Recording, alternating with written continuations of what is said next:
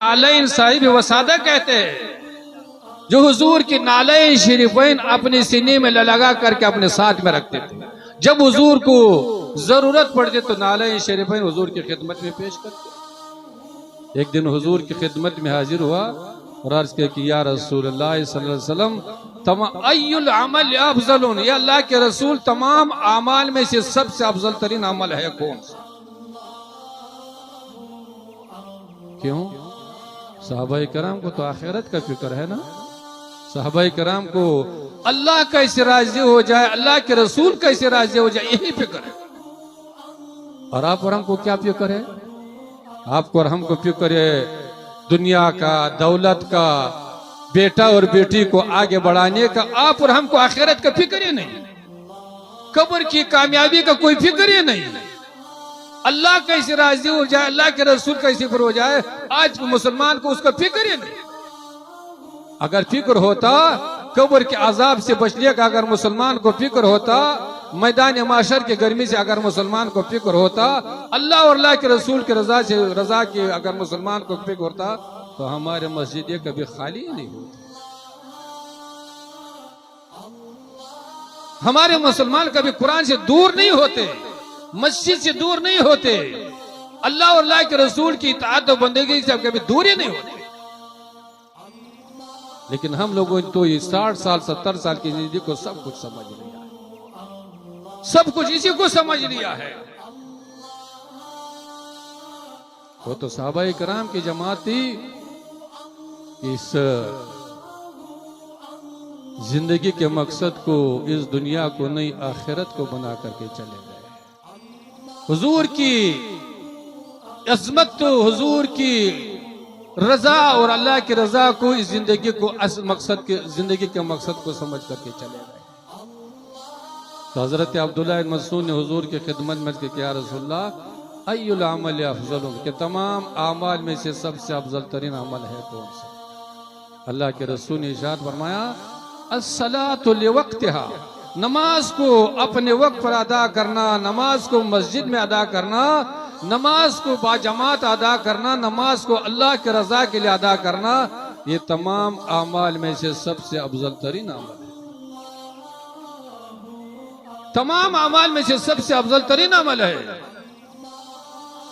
फिर हजरत अब्दुल्लाह इब्न मसऊद अर्ज़ किया कि या रसूलल्लाह सुम्मा अयुल अमल, ये अल्लाह के रसूल नमाज के बाद फिर दूसरा सबसे बेहतरीन अमल कौन सा है? अल्लाह के रसूल ने इरशाद फरमाया बिर्रुल वालिदैन, वालिदैन के साथ नेक सलूक करना, वालिदैन को राजी रखना, वालिदैन की खिदमत करना, ये नमाज के बाद सबसे बेहतरीन, सबसे अफजल तरीन अमल। सुभान अल्लाह। आज हमारे मुआशरा का जायजा लीजिए जरा, नमाज से दूर वालिदैन का तो ये हाल है कि वही वालिद बेचारा अपने जवानी में 5 बेटों को खिलाए भी होगा, पिलाया भी होगा, तालीम भी दिलाया होगा, और जब बाप बेचारा बड़ा हो गया, काम करने के लायक नहीं हुआ, बेटा जवान हो गए, 6 बेटे जवान हो गए, शादी हो गई, अब 6 बेटा मिल करके भी एक बड़े बाप को खिलाने के लिए तैयार है। ये कहता है कि वो बेटा खिलाएगा, वो कहता है कि मंझला वाला खिलाएगा।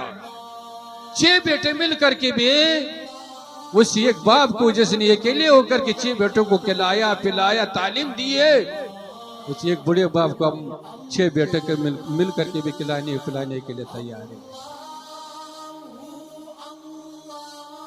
नमाज का तो आप लोग जानते हैं कि 100 घरों की बस्ती होगी, जब अजान हो जाए तो 10 आदमी से ज्यादा मस्जिद में आने के लिए तैयार है नहीं।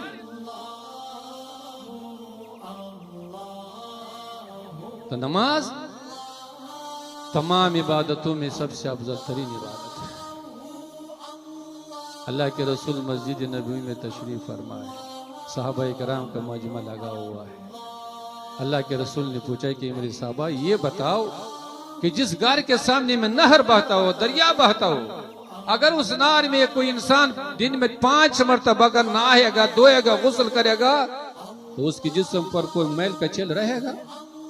सहाबाए कराम ने कहा या रसूलल्लाह, जो इंसान दिन में 5 मरतबा नहाएगा, वो भी नहर के अंदर, उसके जिस्म पर तो कोई मैल कचेल रह ही नहीं सकता। अल्लाह के रसूल ने इरशाद फरमाया कि मेरे साहबा, जो मुसलमान, जो ईमान वाला अल्लाह की रजा के लिए 5 वक्त नमाज के पाबंदी के साथ पढ़ेगा, अल्लाह जल्ल शान उसको नमाज के बरकत से तमाम गुनाहों से पाक हो सब फरमाए। बेशक सुभान अल्लाह। नारे तकबीर, नारे रिसालत, फैजाने हुजूर आली, फैजाने खानकाहे समरकंदिया। नमाज कितनी अहम इबादत है। हजरत उमर फारूक रज़ियल्लाहु ताला का जमाना है। एक जवान एक लड़की पर आशिक हो गई। जब भी वो लड़की बाहर निकलती, जवान सामने में आ जाता है। वो लड़के बेचारे परेशान। उस लड़की ने कहा कि जवान, तुम ऐसे करो, मैं तुमसे मोहब्बत करूंगी, लेकिन एक शर्त है, एक शर्त उसको पूरा कर लो, उसके बाद जो तुम कहोगे उसको हम करने के लिए तैयार हैं। तो जवान ने कहा कि बहुत अच्छी बात, सोने का मुतालिबा होगा, चांदी का मुतालिबा होगा। तो उस लड़की ने कही, जवान तुम ऐसे करो, 40 रोज तक हजरत उमर रज़ियल्लाहु ताला अन्हु के पीछे बाजमात नमाज अदा कर लो।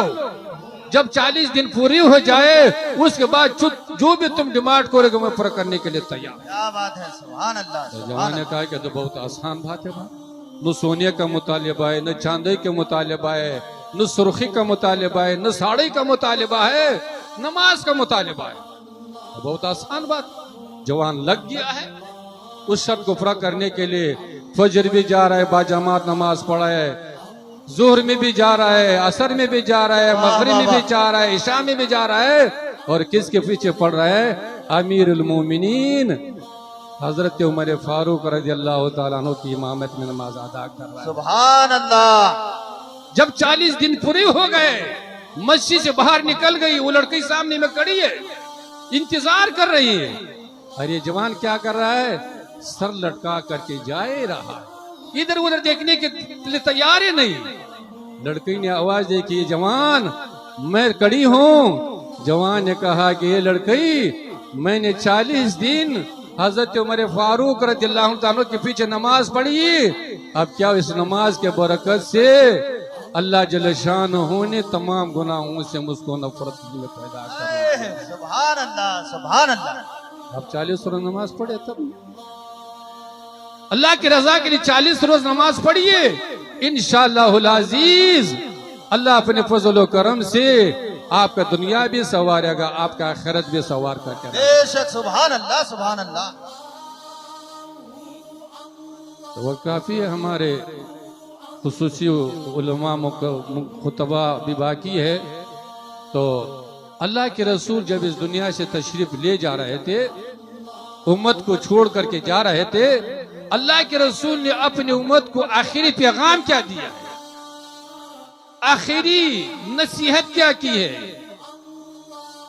जब अल्लाह के रसूल दुनिया से जा रहे थे, अपने आखिरी पैगाम अपने उम्मत को आखिरी नसीहत जो फरमाइए, अस्सलात अस्सलात अस्सलात व मा मलकत ऐमानुकुम। ई मेरी उम्मत में दुनिया से जा रहा हूं, तुम लोगों को छोड़ करके जा रहा हूं, लेकिन क्या करो? अस्सलात अस्सलात, नमाज कायम करो, नमाज के पाबंदी करो, नमाज को मस्जिद में अदा करो, नमाज को अल्लाह की रजा के लिए अदा करो। और क्या करो? वमा मलकत ऐमानुकुम, और गरीबों और मजलूमों की मदद करते रहो। सुभान अल्लाह, सुभान अल्लाह। आज उम्मत क्या हो गई?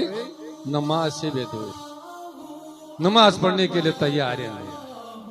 और गरीबों का तो यह हाल है कि आम खैरातों का आम मिलाद होगा, इस्लामपुर से भी लोग आएंगे, लोधन से भी लोग आएंगे, हर जगह से लोग आएंगे, रिश्तेदार आएंगे, मालदार आएंगे, मिंबर और प्रधान आएंगे, लेकिन घर के बगल में एक गरीब यतीम रहता होगा, उसको अपने दस्तरखान पर बिठाने के लिए तैयार नहीं, उसको दावत देने के लिए मुसलमान तैयार है। अल्लाह के रसूल फरमाते हैं कि जिस दस्तरखान पर गरीब को न बुलाया जाए, गरीब को न खिलाया जाए, चाहे कितना खर्च करो, कितना बड़ा दावत करो, वो दावत अल्लाह के बारगाह में कबूल हो ही नहीं सकती। इसलिए मुसलमानों, ये जिंदगी बहुत मुख्तसर जिंदगी है। 60 साल 70 साल की जिंदगी है, कोई लंबी जिंदगी नहीं। कब्र की जिंदगी के मुकाबले में ये बहुत मुख्तसर है। कब्र में जाने के बाद जब तक क़यामत कायम नहीं होगी तब तक उस कब्र में रहना ही पड़ेगा, चाहे 1000 साल हो, चाहे 10,000 साल हो, चाहे 50,000 हो, चाहे 1 लाख। और ये जिंदगी मैदान माशर की जिंदगी के बारे में बहुत कम है। मैदान माशर का एक दिन कितना होगा? 50,000 साल का होगा। लेकिन ये जिंदगी इतना अहम है, इतना मुकद्दस है कि जिंदगी को अगर आप और हमने 60 साल 70 साल की जिंदगी को नमाज में गुजारा, तिलावत में गुजारा, अल्लाह और अल्लाह के रसूल की इताअत और बंदगी में गुजारा, तो हमारा कब्र की जिंदगी भी क्या होगी? जन्नत वाली जिंदगी होगी। वही कब्र क्या बनेगा? जन्नत के बागीचों में से बागचा बन करके रहेगा। बेशक बेशक। मैदान माशर की गर्मी से भी बच जाएंगे, जन्नत भी नसीब होगा, जन्नत का बाग व बहार भी नसीब होगा। अल्लाह हर मुसलमान को तौफीक अता फरमाए। और एक जिंदगी, अगर ये जिंदगी मोबाइल में गुजर गई, आप तो देख रहे चारों तरफ से मोबाइल लगाया हुआ है, चारों तरफ से मोबाइल लगा हुआ है, जबकि फतवा सब लोग जानते हैं माशा। लेकिन हम लोग गुनाह के काम में सबसे आगे रहते हैं। तो ये 60 साल 70 साल की जिंदगी अगर मोबाइल में गुजर गई, गैबत में, चुगलखोरी में, गैरों के दलाली में, पार्टी के मोहब्बत में, मुसलमान के परेशान करने में, गरीब के सताने में अगर ये जिंदगी गुजर गई, तो याद रखे दुनिया की परेशानी तो कमी खत्म होने वाली है। असल परेशानी मरने के बाद कब्र में शुरू होने वाली है। असल परेशानी कब्र में शुरू होने वाली है। इस कब्र के बारे में अल्लाह के रसूल ने इरशाद फरमाया कि जो गुनाहगार से आकार बदकारदार दुनिया से जाएगा, कब्र में पहुंचेगा, वही कब्र उसके लिए क्या बनेगा? हफ़रतुम मिन हफ़्र नार, गड्ढू, जहन्नम के गड्ढों में से गड्ढा बंद करके रहे। इसलिए कामयाबी चाहते हो, अल्लाह के रसूल ने इरशाद फरमाया, कद आतैतुकुम बिइकरामिद दुनिया वल आखिरा, ये मेरी उम्मत, मैं तुम्हारे पास दुनिया व आखिरत की कामयाबी लेकर के आया हूं। हुजूर क्या लेकर के आए थे? जमीन लेकर के आए थे, मकान लेकर के आए थे, सोना चांदी लेकर के आए थे। हाल तो ये था कि हदीस पाक में आता है कि हजरत फातिमा ज़हरा रज़ी अल्लाह ताला जो हुजूर की प्यारी बेटी है, जो जन्नतियों की औरतों की सरदार है, एक दिन उन्होंने 6 रोटी बनाई। एक रोटी अपने लिए बनाई, एक रोटी अपने शौहर नामदार के लिए बनाई, एक रोटी इमाम अली मकाम इमाम हसन रज़ी अल्लाह ताला के लिए बनाई, और एक रोटी अपने इमाम अली मकाम इमाम हुसैन रज़ी अल्लाह। 4 रोटी बनाई। तो हजरत अली ने अपनी रोटी खाई, इमाम अली मकाम इमाम हुसैन ने अपनी रोटी खाई, इमाम हुसैन ने अपनी रोटी तनावुल पर, एक रोटी बच गई जो हजरत फातिमा ज़हरा के हिस्से में थी। जब आप खाने के लिए बैठी तो अपने नाना जान याद आया कि मैंने नाना जान ने मेरे हुजूर सल्लल्लाहु अलैहि वसल्लम ने कुछ खाया होगा कि नहीं होगा। रोटी लेकर के चीरे हुजूर की खिदमत में पहुंची और अर्ज़ किया कि या रसूलल्लाह, मैंने 6 रोटी बनाई थी, 3 रोटी खत्म हो गई, मेरी इसी की रोटी बच गई। जब मैं खाने के लिए बैठी आपकी याद आया, क्या आपने कुछ तनावुल फरमाया होगा कि नहीं? अल्लाह के रसूल ने इरशाद फरमाया कि मेरी बेटी, 3 दिन हो गया तुम्हारे नाजान के गले से एक लुकमा भी नहीं उतरा हुआ। हजरत मुफ्ती हम्मद साहब तशरीफ ला चुके हैं। सुभान अल्लाह।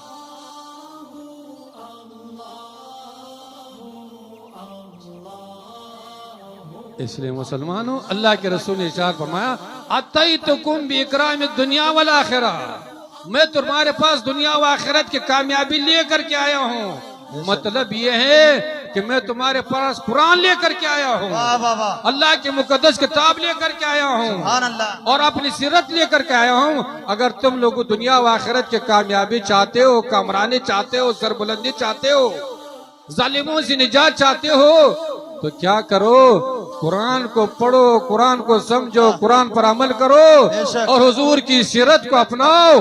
दुनिया में भी कामयाब रहेगा, आखिरत में भी कामयाब रहोगे, जालिम भी दूर हो जाएगा, अमन और सुकून की जिंदगी नसीब हो ही जाए। बेशक नारे तकबीर, नारे रिसालत, फैजाने हुजूर आली, फैजाने खानकाहे समरकंदिया, फैजाने सरकार बाबू हुजूर।